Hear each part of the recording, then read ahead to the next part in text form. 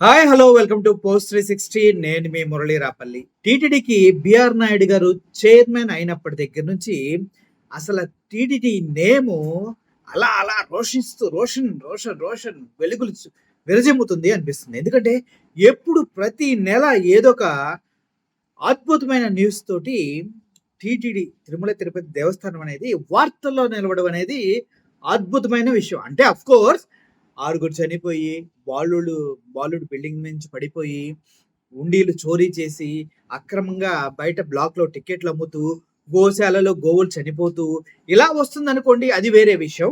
ఎలా వచ్చిన publicity is publicity right అన్నట్టుగా బిఆర్ నాయుడు ధోరణి అంటే అవును. గతంలో అక్కడ ఉన్నటువంటి పనిచేసే వ్యక్తుల్ని, అక్కడ జాబ్ చేసే వ్యక్తి అమ్మ నా బూతులు తిడతాం కూడా మనం చూసాం. ఎవడు వీడు ఈ జాతి ఏంటి అని మాట్లాడుతూ కూడా మనం విన్నాం. అది కూడా టీటీడీ బోర్డు మెంబర్ అవ్వడం అదొక గొప్ప విషయం. సో ఇటువంటి అనేక విషయాలు మనం చూస్తూ ఉన్నప్పటికీ అసలు బిఆర్ నాయుడు గారు ఎప్పుడు కూడా మీడియా ముందుకు రాడు. ఆయన మాట్లాడటానికి వచ్చేది ఒకే ఒక టైంలో ఏదో మహా న్యూస్ టీవీ ఛానల్ ఏమైనా ఆంధ్రజ్యోతి పిలుస్తారు తప్పించి ఎవరు ఆయన పిలవరు మాట్లాడటానికి అది వేరే విషయం.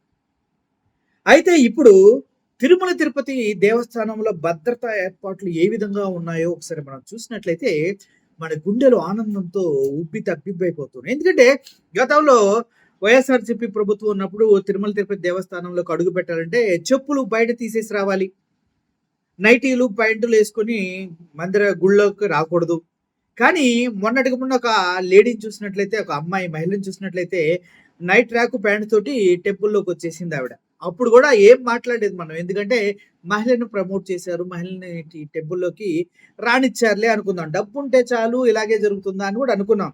మరి వాస్తవం ఏంటనేది టీటీడీ వాళ్ళకే తెలియాలి. అయితే ఈరోజు మహాద్వారం దగ్గర తెల్లటి చెప్పులతో, ఏంటి పాలతో కడిగినటువంటి అద్భుతమైన తెల్లటి చెప్పులు వేసుకొస్తే తిరుమల తిరుపతి దేవస్థానం లోపల దాకా ప్రవేశపెడతారేమో అని నాకు డౌట్ వస్తుంది. ఎందుకంటే గురువు గారు అద్భుతమైన తెల్ల చెప్పులతోటి టెంపుల్ లోపల దాకా వస్తుంటే ఆ మహాద్వారం దగ్గర ఆవిడ సెక్యూరిటీ వాళ్ళు ఆపేసి, అయ్యా మీరు వేసుకున్న చెప్పులు స్వారు ముందు ఎలా వదిలిపెట్టారో మాకు తెలియదు, కానీ ఇక్కడ నుంచి మేమైతే గర్భగుడిలోకి అయితే మిమ్మల్ని పంపించలేము ఇలా. ఎందుకంటే తిరుమల తిరుపతి దేవస్థానానికంటూ ఒక మంచి రూల్స్ ఉన్నాయి. వాటిని మీరు అతిక్రమించి వచ్చినప్పుడు సెక్యూరిటీ వాళ్ళు పట్టించుకోపోవచ్చు.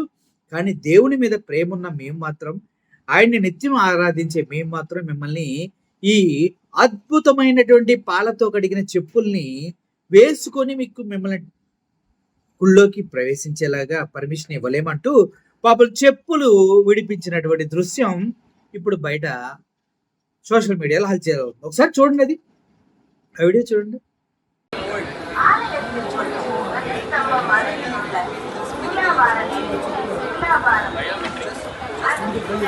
హరిప్రసాద్